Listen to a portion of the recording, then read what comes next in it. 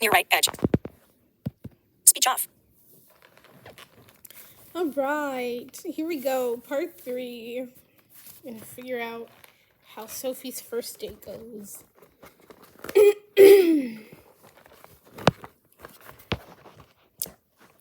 Sunday, December 20th. Blind date number 1, Olivia's pick.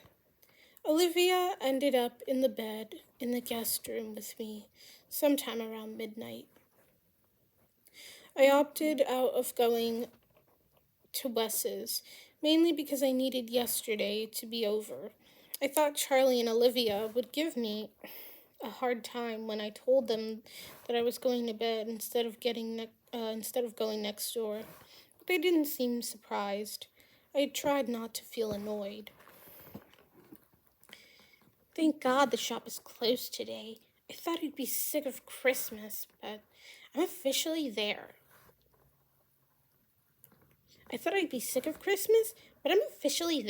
Olivia says as she stretches around in the bed. Do you want me to tell you who you're going out with tonight? I won't tell Nana. We cheated. I throw a pillow at her.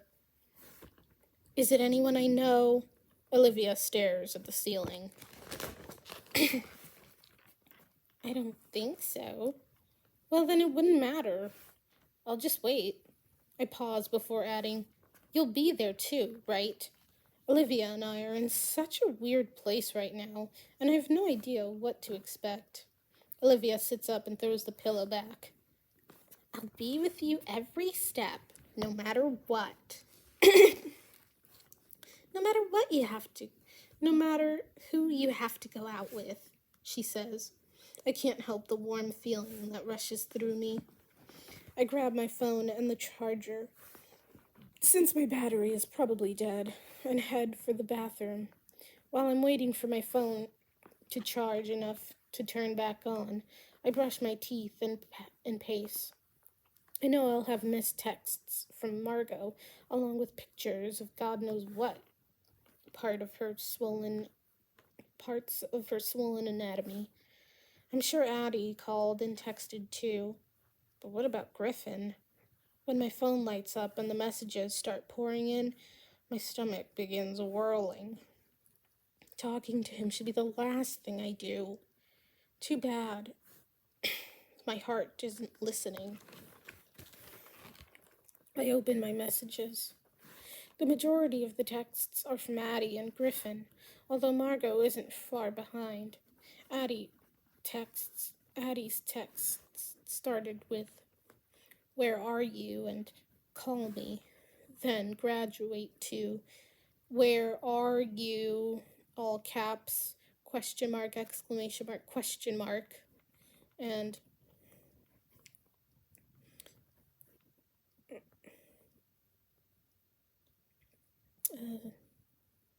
a weird number sign thing and another number sign. I don't know if that's like an italic thing or what. And call me, 4 exclamation marks. I tackle Margot's messages first. There are 3 pictures. I can't even tell what the first one is. The second one might be an ankle.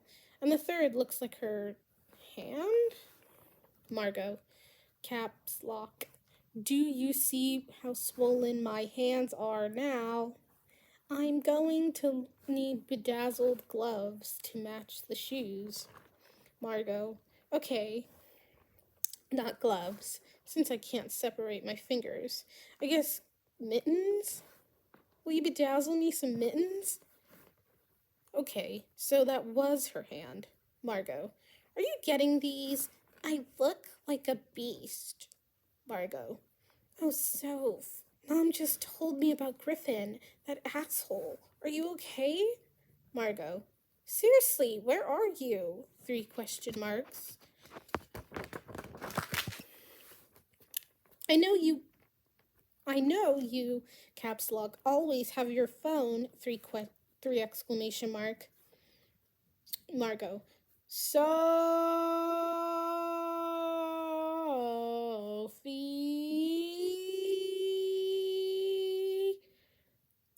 4 question marks.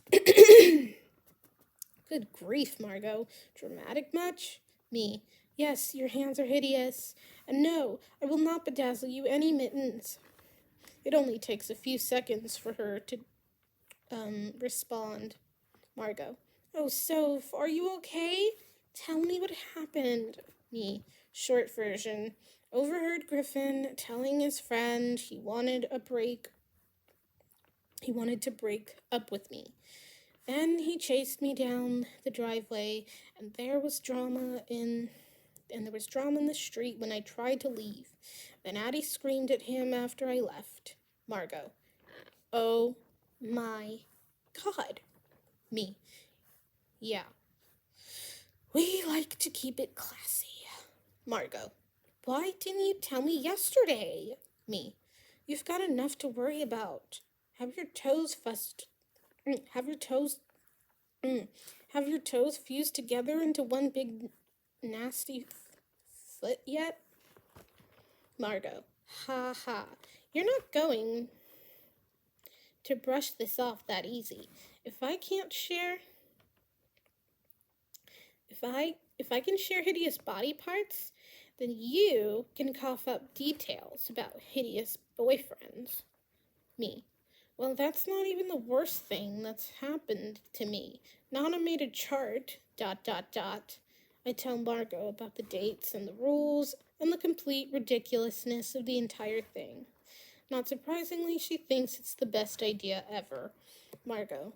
Okay, I want details and pictures and live texts from the actual date. This is going to be better than Dateline real life mysteries. Marathon. Me. Whatever. I'll text you later.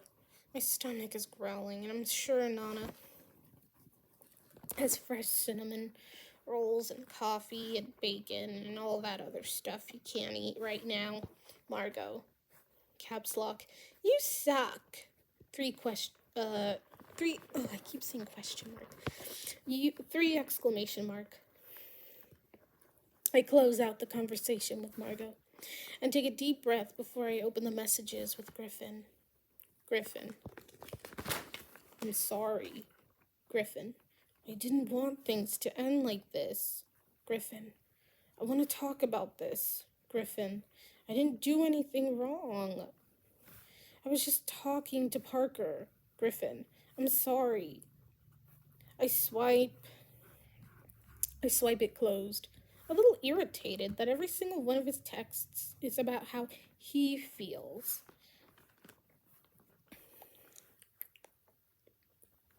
And call Addie.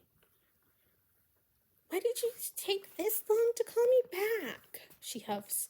I'm sorry, I just couldn't deal. Please don't be mad at me. I sit on the edge of the bathtub. I can't take it if you're mad at me. Addie lets out a deep breath. Of course I'm not mad at you, just worried.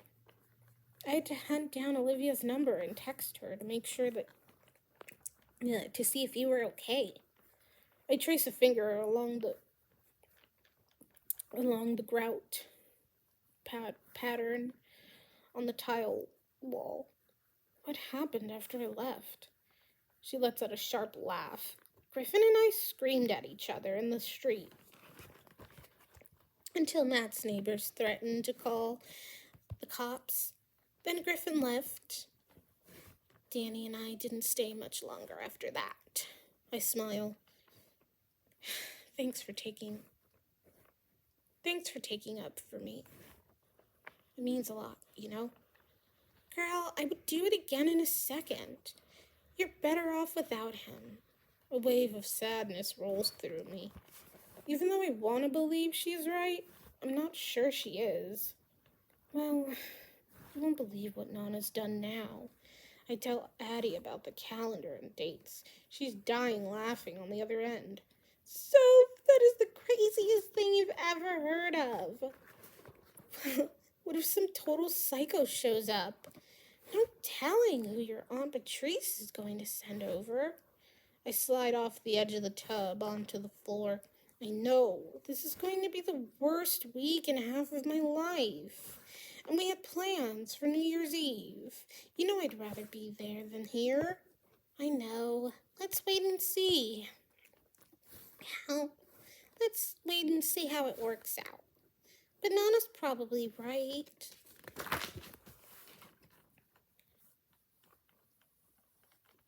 You'll have your hands too full to have time left to worry about, Griffin. I hope so, because right now I still feel pretty broken inside.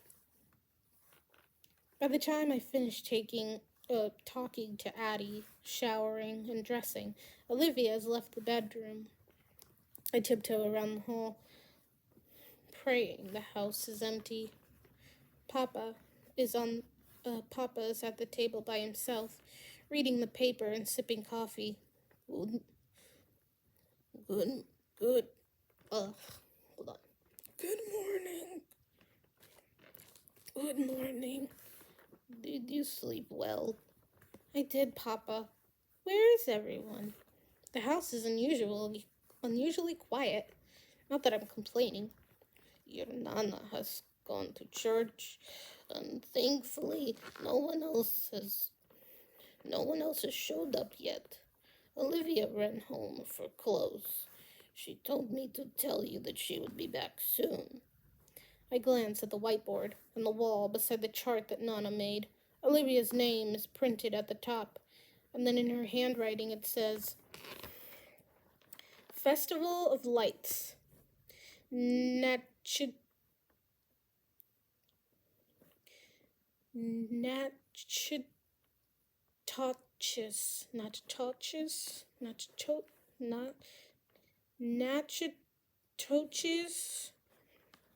Be ready at 2 p.m. Dress warm, 'cause baby, it's cold outside. I grin at the last line. The temperature has dropped over the weekend, and thankfully, it's actually starting to feel like Christmas. I also noticed that Uncle Sal's name is scratched out on the chart, and Uncle Bankel's name is written in all caps beside it. Papa notices me staring at the calendar. Have you been to the festival before? When I shake my head, his smile lights up his face. You'll love it, and Olivia will pick out a nice boy. You should have a nice day, he says. I fix myself a cup of coffee and refill his. Don't you think this whole blind date thing is weird? I mean, who does this? I sit on the stool next to him. He laughs. This is exactly what I would expect from your grandmother. She is such a romantic, and she just wants everyone around her to be happy. Her heart was as broken as yours when she found you on the front steps. I swallow the lump in my throat and stare out the kitchen window. Have I ever told you how your grandmother and I met? Papa asks. He has. In fact, I've heard this story so many times, I might tell it better than he does. I smile and turn around to face him. No, sir. He knows I know this, but he loves telling this story as much as I love hearing it. He leans back and his eyes glaze over, like he's gone back in time. It was Valentine's Day. I was supposed to be taking this girl to dinner, and then out to the movies.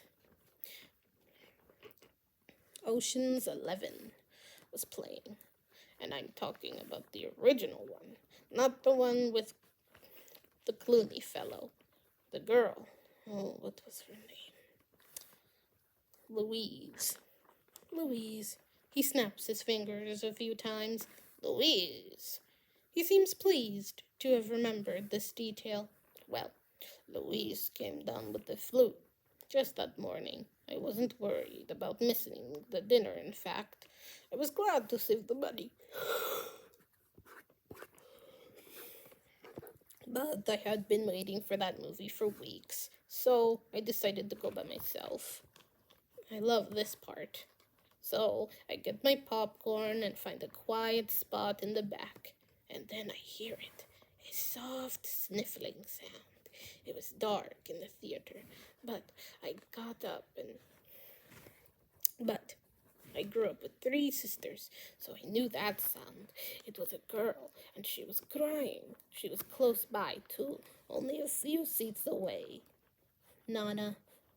Papa sits up straighter in his chair. Well, I felt bad for her. Why would the girl be crying in the movies on Valentine's Day? He pauses, waiting for me to guess the answer. I shrug like I don't know. So I asked her. She had been stood up. I mean, who would do such a thing? And on Valentine's Day. I offered to share my popcorn, and we talked the entire movie, not once looking at the screen. And we've been together ever since. Papa pushes my hair out of my face. If your Nana hadn't been in that theater with her heart broken, we might never have met. Just have fun with things, and maybe the things may surprise you. I don't expect to meet the love of my life, but maybe, just maybe, this will help heal the pieces that Griffin broke. I'll try, Papa. Olivia is touching up her lipstick in the mirror in the foyer while I pace. The guys, she, the guys should be here in less than 10 minutes, and I'm super nervous. Papa's in his chair in the front room watching the Saints game, while Nana rearranges a perfectly arranged vase of flowers that sits on the table by the front door. I know she's just looking for an excuse to get to the door before anyone else has the chance. The kitchen door opens. I jump at the sound. We hear a, "Hello? Where is everyone?" Then Aunt Lisa and Uncle Bruce stroll down the front hall. "There y'all are," Aunt Lisa says. We thought we'd come check on things. Mom's been trying to get me to tell her who I picked for you all day, but my lips are sealed. Olivia smacks her freshly painted lips in the mirror. Okay, yes, we're curious, and I told Eileen I'd be here. Then call her with details, and Bill made Bruce promise he'd make sure that Soph's date was okay. I roll my eyes. I'm not surprised my parents sent spies to check things out. And then we hear the door again. Charlie and Sarah skid into the front hall, out of breath. I told you we wouldn't miss it, Sarah says, then punches Charlie in the arm. She turns to us. He made us run here. Oh, I'm glad I put the roast on early. After the girls are... Oh, I'm glad they put the roast on early. I'm glad I put that roast on early. After the girls are off, I'll have dinner, Nana says. We really don't need any audience for this, I say, then look at Olivia, my eyes pleading with her.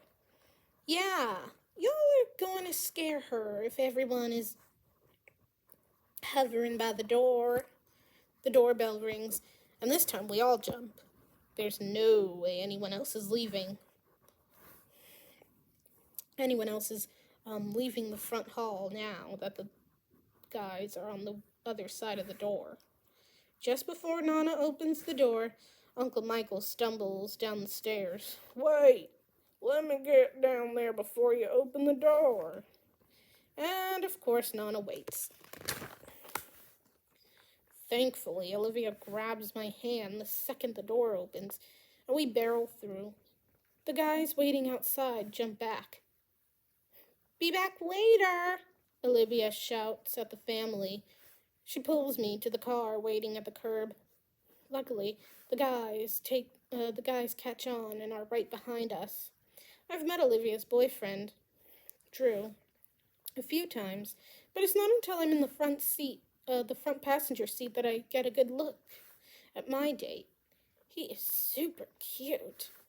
He's wearing a football t-shirt from his high school and a worn pair of jeans. He looks good in a relaxed sort of way. Hey, I'm Seth Whitman. Hey, I'm Seth Whitman. I smile. Hey, I'm Sophie Patrick. Olivia and Drew climb into the back seat, and Seth cranks the car, but doesn't put it in drive. He looks back toward the house, where everyone is standing on the front porch, waving. He waves back, while I lean my head against the seat and groan. Seth turns in his seat, wearing a firm expression. I'm about to ask you to do something, and I need you to take this very seriously. I can feel my eyes widen. What on earth? What is it? I ask. And then his top lip twitches. You're the DJ. He hands me a long aux cord that's plugged into the car stereo. We've got almost an hour drive, and only good road trip. And only good road trip is one with good music. Are you up for the challenge? Yes. I plug the cord into my phone and start scrolling through my playlist. Suddenly, I feel pressure. Even though he was teasing me, this first song needs to be kick-ass. This first song needs to be a kick-ass one. My finger hovers over Perm by Bruno Mars. I take a big breath and tap the screen. It only takes a few seconds before everyone in the car recognizes the song. Seth looks away from the road and gives me a perfect smile. That's a good one. I smile back. It is. Being DJ is fun. More fun than I thought it would be, and I love seeing their expressions when I jump around from Beyonce to Tom Petty to Nicki Minaj and Bon Jovi. Olivia and I sing at the top of our lungs. Judging by the boys' muffled laughs, we must sound like a bunch of drowning cats. But I don't care.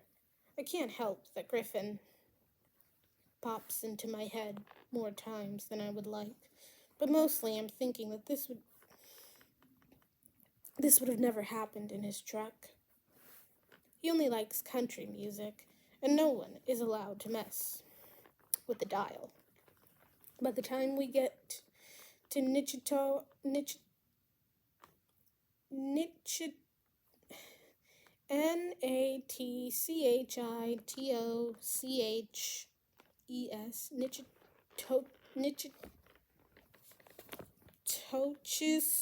Nitchitoches, I'm actually looking forward to the rest of the date.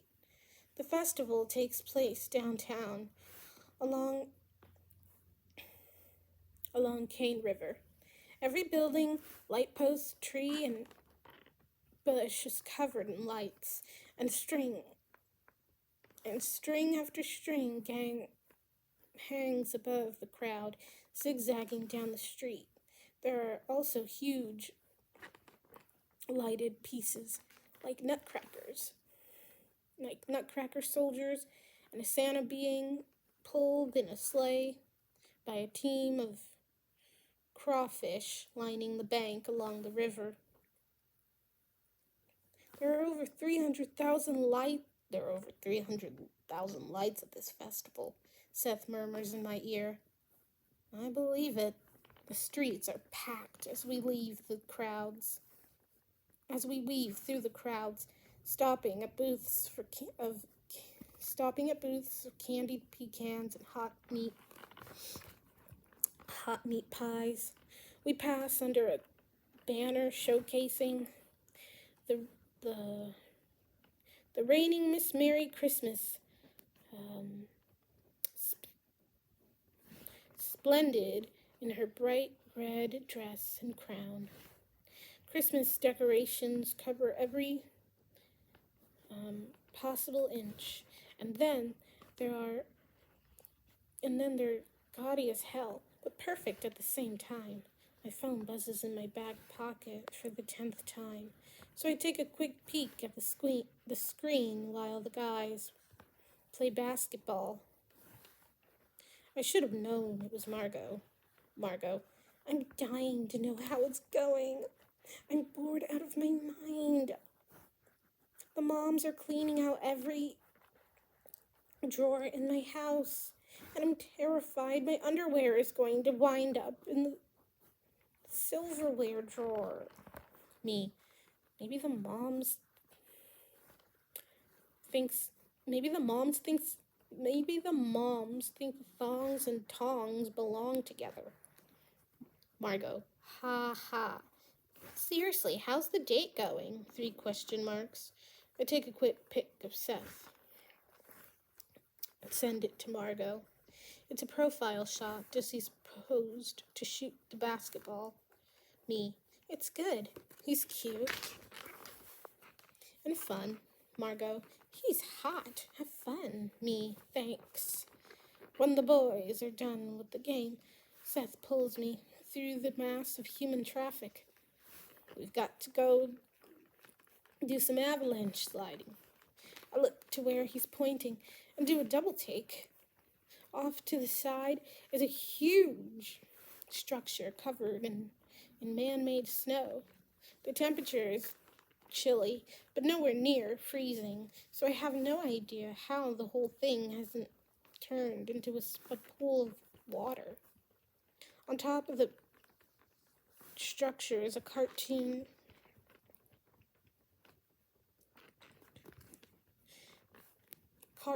cutout of Frosty the Snowman.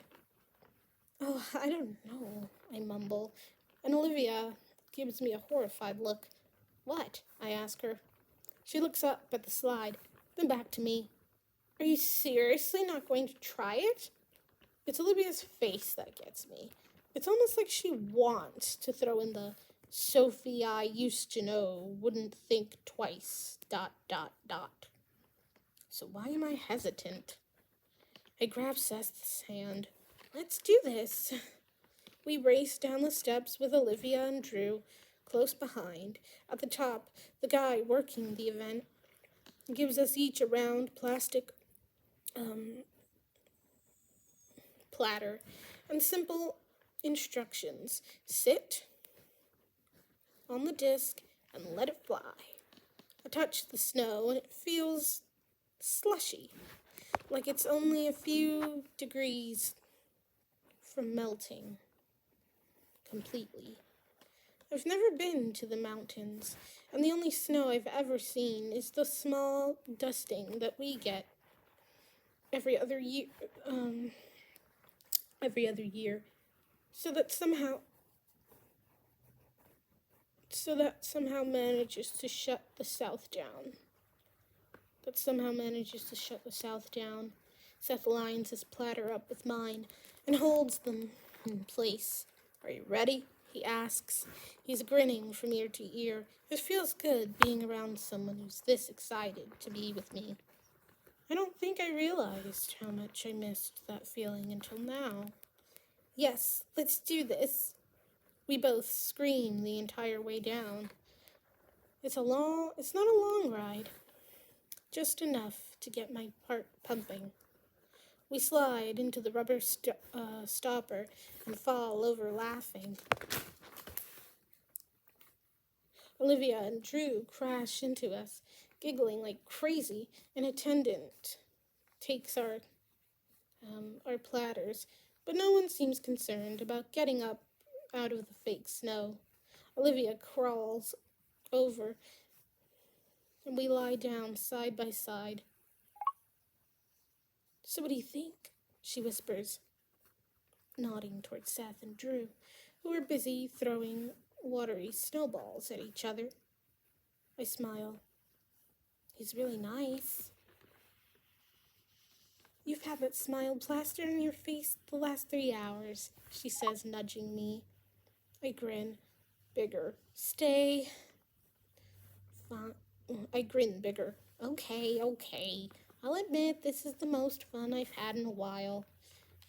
We'll never hear the end of this if Nana finds out that you had a good date. I scoot in closer. Then let's not tell her.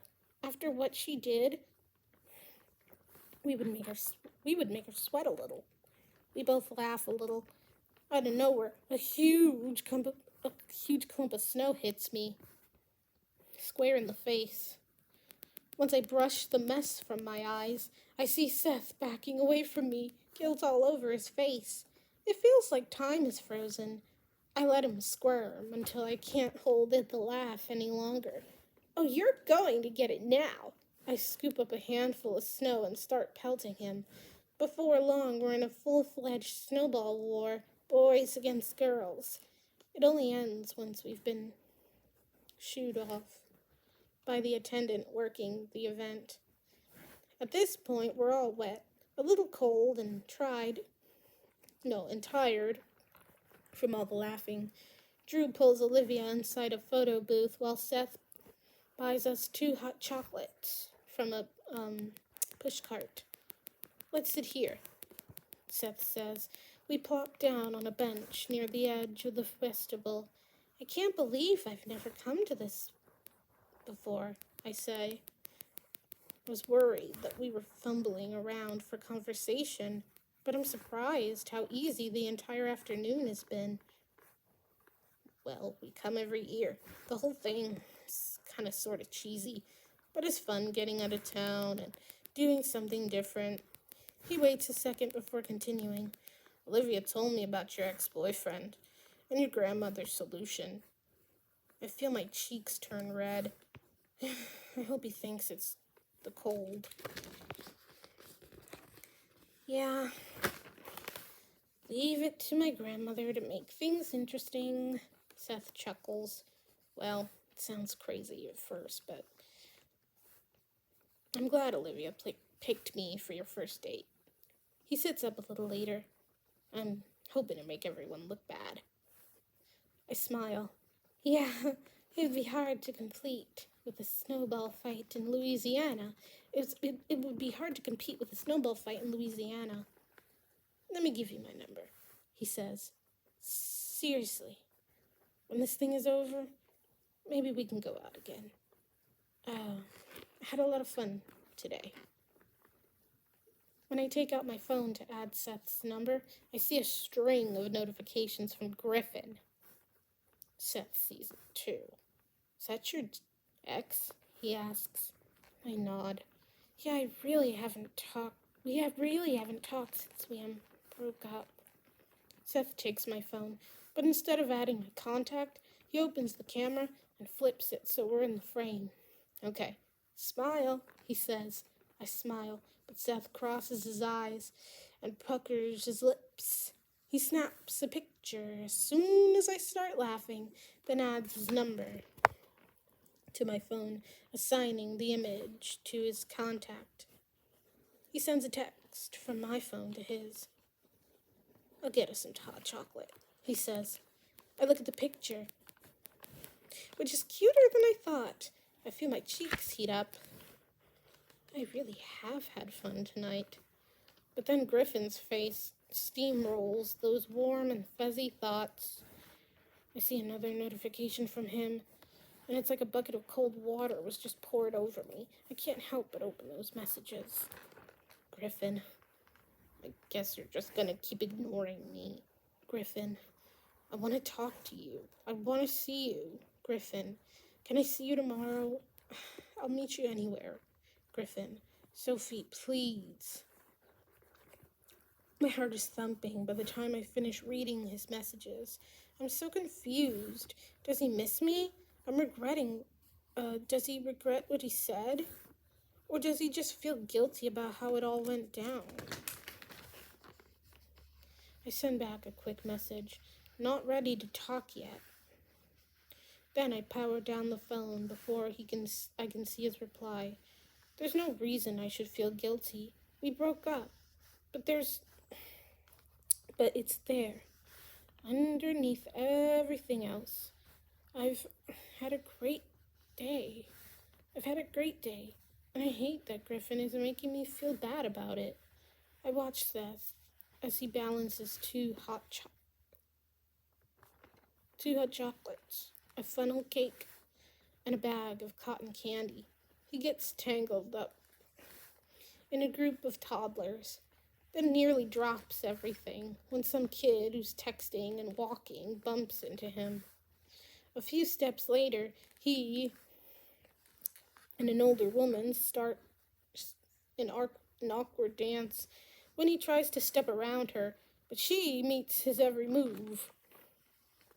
He finally gets into the clear, then stops and looks at me in amazement. "Did you see that?" he yells across a short distance.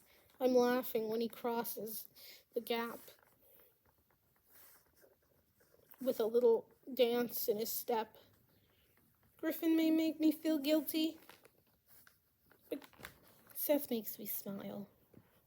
I take one of the drinks and pinch off a piece of the funnel cake. Olivia and Drew emerge from the photo booth laughing at the strip of pictures, and that's all it takes for Seth to drag me in for pictures of our own. When we finally pull up in front of Nana's, Seth's just told us about when Drew was in kindergarten and gave his teacher a tampon as a gift because he thought there was candy inside. Olivia and I can't stop cracking up. "This story is going to haunt me for the rest of my life," Drew says, then pulls Olivia in for a goodbye kiss. I look at Seth, so I'm not staring at them, and he shrugs, clearly feeling as awkward as I do. Olivia gets out of the back seat, and I give Seth a quick wave before opening the door. "I had a great time," I say. He smiles and says, "We'll have to do it again." Nana is waiting up for us when we come back, ready to gloat. "So, how was it? You can't hide that smile from me forever, Sophie," Nana says. I lean against the kitchen sink where she's washing the last of the supper dishes. "You got me. We had a good time," I reply. "But it doesn't make this any less weird. And there's still 9 more dates to go, so there's still the potential that this is going to be a disaster." Nana hands me a tied-up garbage bag. "I think you're going to surprise yourself. Add this to the can at the curb for me, please." I run down the front porch steps and drop the bag in the trash. On my way back to the house, I see Wes pull into the driveway next door. I wave and wait for him to get out. "Hey," he says, "how was your first day?" "Not bad, actually." We walk toward each other, meeting right at the property line. "Where'd you all go?" he asks. "That festival in Nichitoches. Ate funnel cake, had a snowball fight. Typical Sunday night," I say, laughing. He nods, then cocks his head to the side. I think Nana was right. My face scrunches up. "Right about what?" "This dating thing. You look good." I can feel my cheeks warm. Well, I must have really looked like crap earlier. Wes laughs. "I didn't say that. I'm just glad you're smiling." He heads toward his house, and I walk back into Nana's, each of us waving at the other when we go through the front doors. Just as I enter the kitchen, I hear Olivia say, "Uh-oh." She's staring at the date board. Aunt Patrice has filled in details for my next date. The Living Nativity Eagle's Nest, Middle School. Be ready at 4 p.m. Your outfit is in the laundry room. I'm terrified. Beyond terrified. Living Nativity? Out of middle school, the date is supposed to be with someone your age, Nana. If she set me up with a middle schooler, that's an automatic forfeit for her. Nana's wiping down the counter on the other side of the kitchen. Oh, I'm sure he's old enough, Sophie. Patrice understands the rules. Olivia disappeared inside the laundry room as soon as she finished reading on Patrice's note, and her squeals of laughter made me want to run and hide. Finally, she came back out the kitchen, carrying what looked like a wadded up piece of fabric. Are you ready for this? She asks. No. She holds the hanger up high, letting the fabric unfurl. What in the world is that? Nana asks, as she moves closer to us. It's a robe. I think Sophie is going to be a part of the living nativity, she says, pointing to the note pinned to the top of the board that says, Mary, Mother of Jesus. And it looks like she's going to have a starring role.